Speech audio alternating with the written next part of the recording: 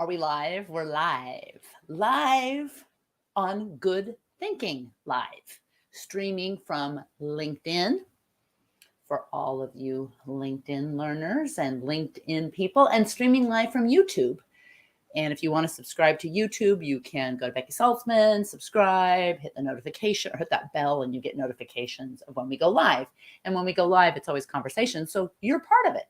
Welcome to Good Thinking, where we spend a little bit of time, about 30 minutes, most Mondays, not all Mondays, but most Mondays, 9 a.m. Pacific time, noon East Coast time in the United States, 4 p.m. Greenwich Mean Time, to come together, all of the good thinkers to come together, share who they are and where they're from, and set aside all the time we spend on what to think, what's the proper way of thinking, how do we, who tells us how we should think about this, or what we should think about this rather, so we can luxuriate and spend time improving how we think.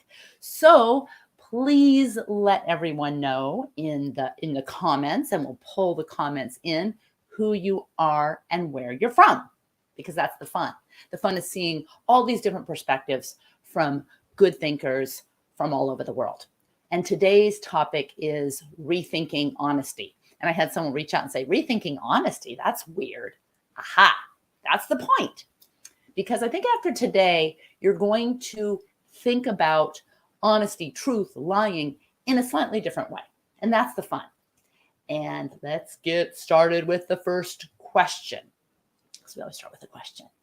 What is your definition of lying? What is your definition of lying? And I'll think about it. If you want to put it in the chat, excellent. But how about this one? Preventing someone from accessing the truth. What do you think? Good definition, bad definition? Where are all your good thinkers? Usually we have people streaming on. Let us know who's here and where you're from. Aha, we've got our first one who has actually shared. Sanjeev from Mumbai. Welcome, Sanjeev. What do you think? What do you think about our definition of lying? Good, bad, whatever. Next question. We're just going to go through a bunch of questions. Aha. Abdurrashid, welcome. Yay, you're here streaming on from YouTube. Okay. So when is lying acceptable? Is lying acceptable? If so, when is lying acceptable? When is it fair? When is it wise? Now, are the answers to these? So we've got, when is it acceptable? When is it fair? When is it wise?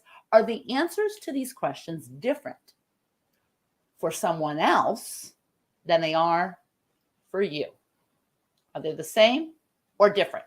Welcome, Stacy from Pax River, Maryland. Well, I just got back. I was supposed to be in DC all week, but I ended up coming back late last night, and I have a little jet lag, back to Portland. So that's why I'm back in my studio. Ray, welcome. Lying is knowingly declaring something that doesn't correspond to an objective shared reality. What do you think? I think that's an interesting. I wonder if at the end you'll be more in agreement with that or less in agreement with that. That'll be fun to see. Hammond from Mumbai. Welcome from Mumbai. And we have got Idinka from London. Welcome, Idinka from London. And Ola from Mexico to Victor.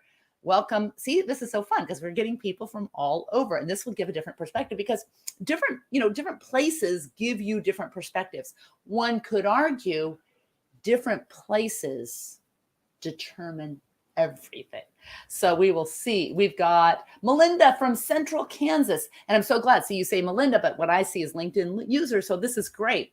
And we've got Berserk. Hi, nice to be here. Greetings from Belgrade, Serbia. Welcome. I'm a graphics pro specialist working in Ball Beverage, Belgrade. Okay, fantastic. And I love when you put in what you do because some good thinkers have connected and gone on to some really cool things. Stephen, welcome from the 45th parallel. Kyla, welcome from Nigeria.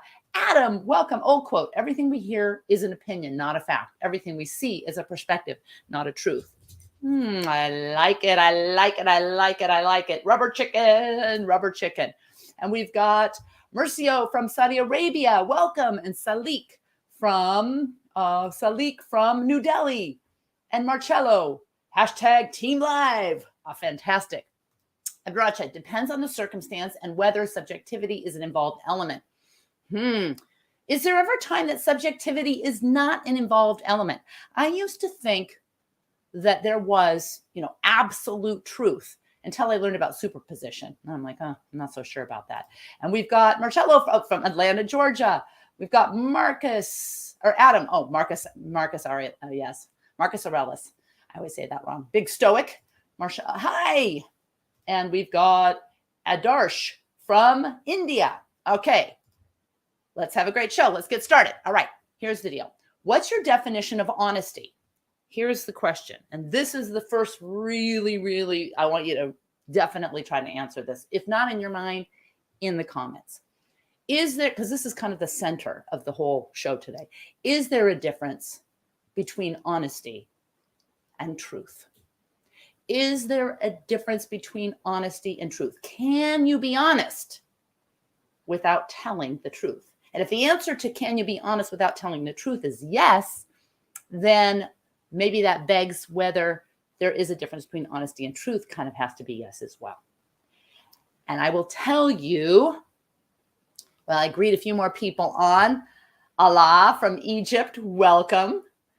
I will tell you what I think. But first, I want a few people to weigh in. Is there a difference between honesty and truth? And can you be honest without telling the truth? Obviously, these words are all semantic, but let's play with this for a second, because that's how we improve how to think. I'm going to say that there is a difference. The answer is yes. You can be honest without telling the truth. I'm going to see if you agree with me by the end of this, or you disagree, or we're going to arm wrestle with this. Let's talk about it. Being truthful, if you look at the definition of being truthful, means actively making known all the truth of the matter. Okay? So, for example, in the United States, lawyers are supposed to be honest, but they don't have to be truthful. So people say, oh, lawyers are so slimy, blah, blah, blah. They don't have to be truthful, but they have to be honest. So, for example, if they're defending a client, they're not obligated to present the truth, meaning actively making known every fact that is known to them. But they don't have to tell the defendant's whole story. They can't deliberately mislead the court. They're not supposed to deliberately mislead the court, but they don't have to tell the defendant's whole story. But there's a difference for the defendant, because in the United States, defendants and witnesses have to tell what? The whole truth and nothing but the truth. So the obligation for attorneys, honesty, is different than the obligation for witnesses and defendants, truth. So that can hint you to what Adam and I think is there is a difference between honesty and truth. Welcome, Gail from India. And we've got Samresh from India. And Steve, most leaders only want the answer to the question and not the truth. Is that a good thing or a bad thing? Good point. I like it. Adam, and politicians don't have to be either. We're going to get into politicians for a minute, because I think you're going to look at this differently. I really think this is one of my favorite shows so in a while. So I'm excited about it. Honest doesn't always mean the truth. Exactly. Unless you're a politician. Yes, Abdurrahman says you can be honest without telling the truth if play in the emotional aspect and the receiver is not a critical thinker. Excellent. Yeah, and that's really what we're going to kind of touch on today. I think that's going to be great. All right. So the main differences between truth and honesty is the truth refers to the absolute reality of facts, whereas honesty is a quality of being sincere and being able to represent ideas in an accurate, and this is the other thing, convincing manner. I'm going to take the banner off so we have more room for our comments, as I like to do, because I want to make sure that we get your comments, and that's the best part of it. All right. So what if someone actively ignores the whole truth in order to stick with their own version, like an attorney versus a witness? Is it better to live like an attorney or a witness? An attorney, honesty; a witness, truth. Is it better to live as an attorney or a witness? What do you think? As many sages claim as their own quote, I like this one. We don't see things as they are. We see things as we are. So the truth can be a very tricky, sticky thing. All right. Marius from Ottawa, beating around the bush. Yes, exactly. Happens every day. People live in denial of the truth. Maybe people don't have access to the truth. Maybe because we see things as we are, not as they are. If you think about our brains as mostly a mechanism for keeping out input, we already know that we don't smell like a bloodhound. We don't smell smells that are out there. We don't see in the infrared, ultraviolet, all the spectrum of some, birds or bats. I mean, there's a lot of things out there that human brains are not designed to perceive, that other creatures can perceive. But our brains are designed to keep out. I think that's one of the problems. We've got so much input coming in, and our brains are not designed for that. So Adam says, to me, truth equals fact. Okay, but still, when you get into some of this, some of this quantum theory with superpositions, you're like, two things are happening. Multiverse, what's going on? Cognitive bias. Perfect. We're going to get into that too. Witness, it's easier to live with. Yeah. Okay. So thank you, Steve. Answer the question. Witness, it's easier to live as a witness, Steve says, which is tell the truth, the whole truth, and nothing but the truth. How many of you are familiar with radical honesty? Because Steve kind of hinted at people who want to live like a witness embrace this concept called radical honesty, which we'll touch on too. I think the aim should be honest. However, we can't always be sure of the truth. I'm going to give Sanjeev. Yes, rubber chickens. I love it. I love it. I love all the thinking. And, I don't hold the right answers. That's not the point of good thinking. It's really to kind of grapple with how to think and throw out these provocative concepts and then see what everyone says. Adam, another famous quote, a lie told one remains a lie. A lie told 1,000 times becomes the truth. Yes. I don't remember who said that too, but I definitely have come across that and think there's a lot of truth to that quote. Thinking about the distinction between honesty and truth helps you avoid mistaking honesty for truth. And this really does help you avoid being left wide open to deception, especially when your honest opinion, and whoever said cognitive bias hinted at this, particularly confirmation bias, when your honest opinion, what I mean, you feel, you're not knowingly telling something that's not true. You know that to be the case. You feel it in your soul, in your body, lines up with what someone else is saying as the truth or as honesty, or let me be honest with you, you're much more susceptible when those align to being deceived. So can thinking about this distinction help you be a better communicator? Let's say your boss denies getting in the way of your promotion. They say, I did not get in the way of your promotion, because your boss has convinced himself that he never did that. Or let's say your partner denies cheating on you because she has convinced herself that she didn't cheat. How do you know if this is just selective memory or actual dishonesty? Especially when you're dealing with subjective things like, getting in the way of a promotion. How does that work? I'm going to bring in some comments while you think about that. Rajat says, I would say as an attorney. So wants to live as an attorney because I assume that they are equipped to distinguish between the two. Yeah, I would hope so. I think I might agree with you, but there are people like Steve who are adherents to this whole concept of radical honesty. So, it's kind of an interesting thing. A certain German minister of propaganda, exactly.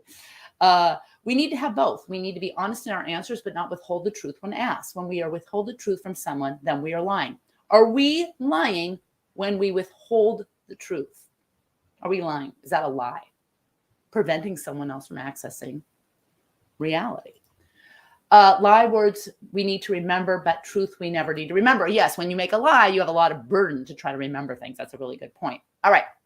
How do you know, back to the boss or your cheating, partner, your boss who undermines you, you say you undermine me. How do you know if they really have, it's a selective memory thing, because memories are constructs. We don't know, even two people watching the same thing. We know this from all kinds of research.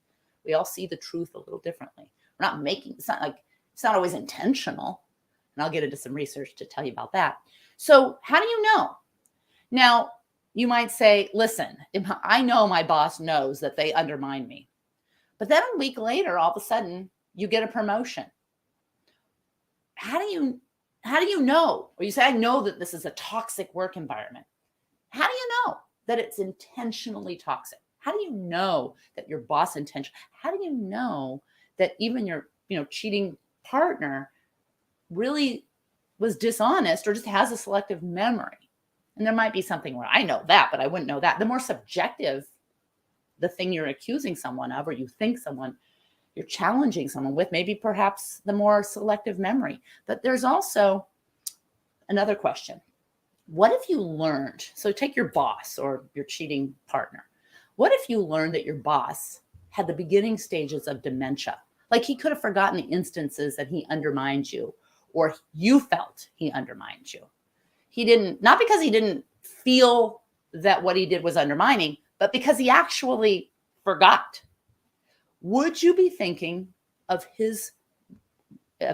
labeling him dishonest in a different way? Would you say you were not honest, or you were not truthful, or you're a liar if you found out that he had the beginning stages of dementia? How would you think about that differently? And would you cut him more slack? Would you say, okay, he's not a liar. He's not dishonest. It's just that he has dementia. Okay. Well, considering the fact that we all have massive amounts of variations in our mental processes, if you want to know more about this and how it applies to business, you could check out our LinkedIn learning course called Removing Noise and Bias. And not bias like the kind of bias you're necessarily hearing a lot about, but related. Removing noise and bias from strategic decision making. VOMPs, variations in our mental processes, are always present. So just because you found out someone had dementia, how would you think about them? Would you label them as dishonest? Or do you cut them some slack? Or do you think about it differently? And what about all the VOMPs, the variations in our mental processes that we don't have access to? When we judge too quickly, without elevating curiosity ahead of judgment, criticism, fear, and complacency, we can not only we deceive ourselves. We hold back accurate judgment or criticism.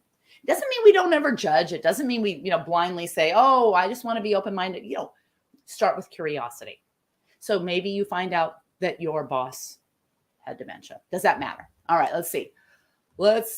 Stephen Saltzman, many of his quotes are still sadly applicable today. The understanding of how the mind works and how the mob mentality works. Absolutely. Withholding information is lying. Okay. I don't necessarily disagree. There's no limit to self-deception. Are you lying when you report your self-deception? I would say yes, because the first lie is to yourself. Agreed. But it's not necessarily a lie. I mean, we only perceive what we perceive. Am I lying when I say I did not hear that sound and everyone else in the room heard that sound? How do you know? Maybe I get tested and I have hearing loss. And you're like, oh, Becky, you really didn't hear that sound. I thought you were just, I just thought you were lying or being dishonest. The sound was there, whether I perceived it or not. Not necessarily lying when you hold the truth. Okay. Someone else says not necessarily lying when you withhold the truth. Interesting. I don't disagree either. Honesty, it's you, but lying is your bad version. Fair enough. Lying is always intentional.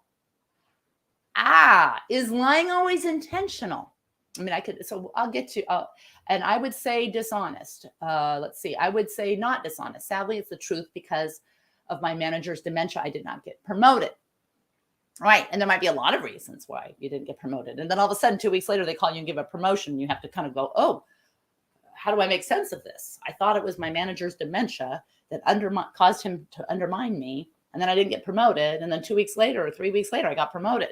I mean, that happens. And then you're like, well, then we have to go back and justify. All right. So gullibility is a tendency. I want to get into some of the research. Gullibility is a tendency to be easily persuaded that something is real or true. And it comes from failing to notice the difference between an honest opinion and the truth. Now, you may recognize the difference, but we're all gullible in the company of people who share our own honest opinions. And this is fuel for confirmation bias and confusion about how people can believe stuff that's clearly ridiculous. So here's some research. Research has suggests over and over again that we are much more likely to spot a fraud who disagrees with us than one who is on our same page. We're much more likely to notice that honesty and truth are different when someone's honest opinion conflicts with our own.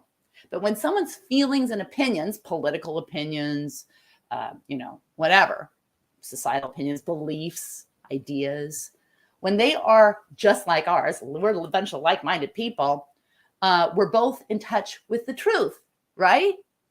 How could we not be? We both agree. Is consensus evidence of the truth? Is consensus evidence of the truth? All right. So Stephen says dementia equals impairment, not dishonesty.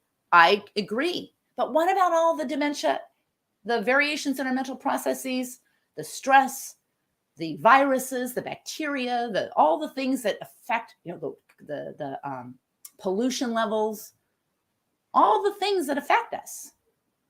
Dementia is just one that we can say, oh, okay, now we know that that's there. But what about all the other things that affect us, that impact our version of the truth? All right, always be honest. Truth will win.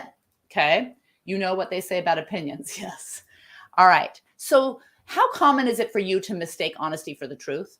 What about earnestness for honesty? If I am totally earnest, I mean, we're friends here. We've been on this show we've been going strong for over a year. A lot of you good thinkers, we're friends. Like, we're this community of good thinkers. I feel like I'm earnest and honest, but how do you know if you can, how well are you able to distinguish between earnestness and honesty?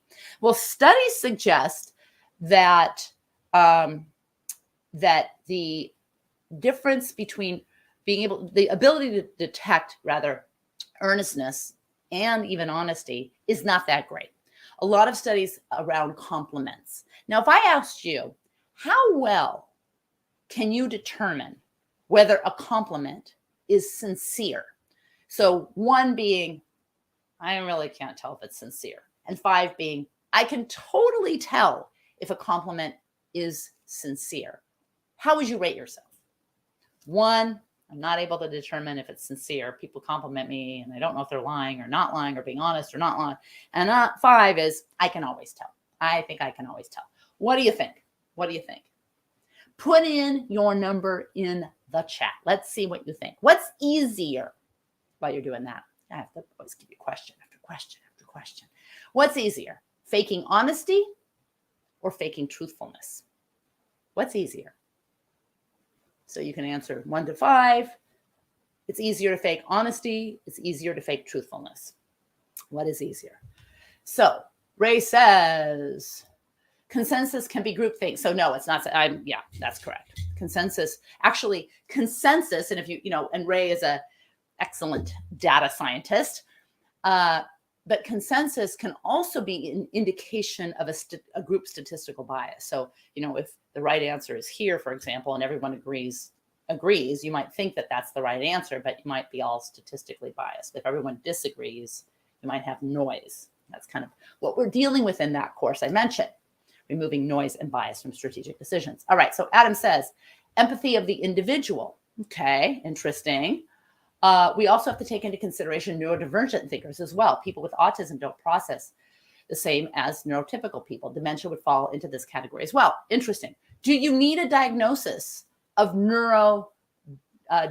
divergence or neurodiversity to cut someone some slack about honesty? I mean, these are very subjective diagnoses. Like people have all kinds of things where they process differently, whatever. How much of a diagnosis do you need before you say, maybe that person, that they're perceiving, they're earnest, but they're not honest. They're not truthful, but they feel they're honest. They're honest, but they're not truthful. You know, how do you do that? All right. So it depends on this perception. Absolutely. Cognitive biases and logical fallacies, probably some body language. Yes. Okay. 3. So now we're getting some numbers. This is what I wanted to see. How well, if I say to you, you are beautiful. I love your soul. You're just such a great, and I compliment you. And so someone says 3. I could tell about a 3 that I could determine. Sanjeev says 3. It depends on the situation. Faking truthfulness is easier. Easier to fake honesty. Oh, we've got Arvind said truthfulness. Abdracha said honesty. Okay, let's see. Someone can honestly tell a lie when proper fact checks is not done before proceeding. All right, all good. I love it. I love it. It's just, and there's not clear right answers, but there are some things that the research does reveal, and I want to share with you. It turns out people are really bad at evaluating the sincerity of a compliment. Now, obviously, if someone gives you a compliment and they're not very earnest about it, they don't put in all the effort to sell it, you're going to go, that's not sincere. Or if you are skeptical about them in the first place or cynical about them in the first place. But on average, it's pretty easy to fake honesty. You just add earnestness. You just put the ingredient of earnestness and you pump up the emotion and you use evocative words and gestures. No, really, I mean it. I'm absolutely sure. And someone said body language and looking people in the eyes and gesticulating emphatically and modulating your voice up and down with a lot of excitement. I did up and down opposite. Making what you're saying feel heartfelt, like it's a product of judicious, unbiased research. People are not good at judging honesty.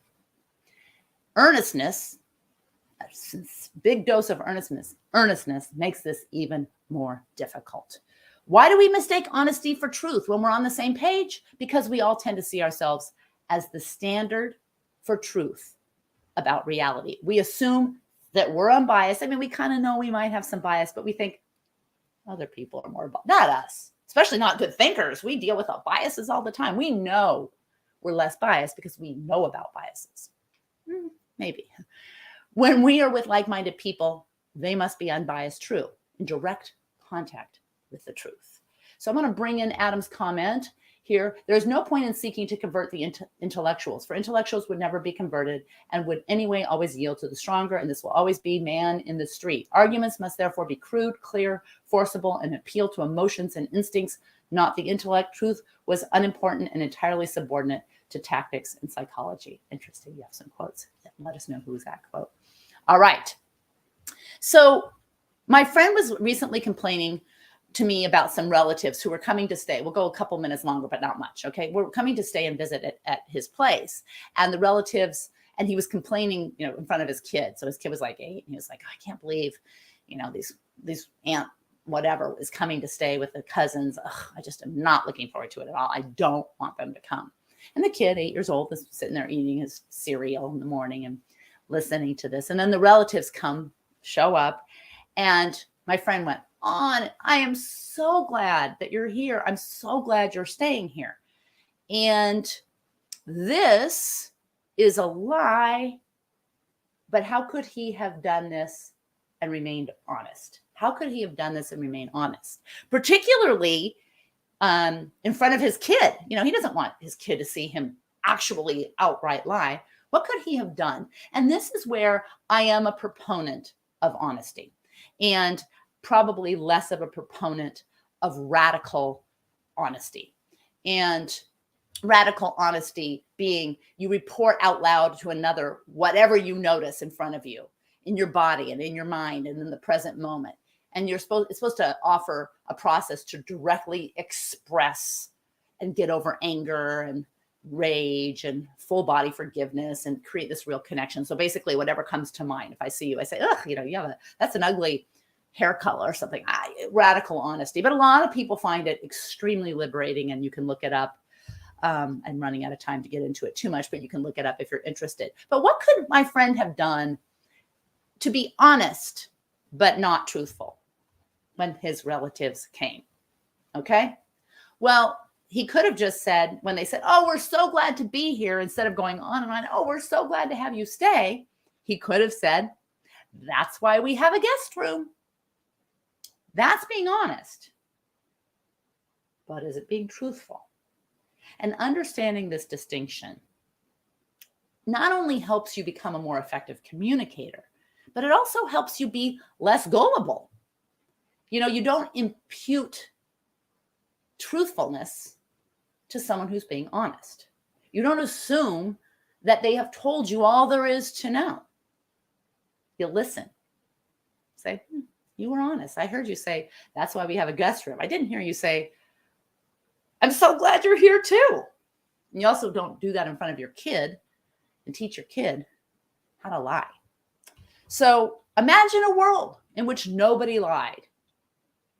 You can avoid lies without having to reveal anything, and without having to reveal everything you know or everything you think, by doing one thing. Just be honest. So I'm going to pull some more comments in really quickly so we have them in the feed.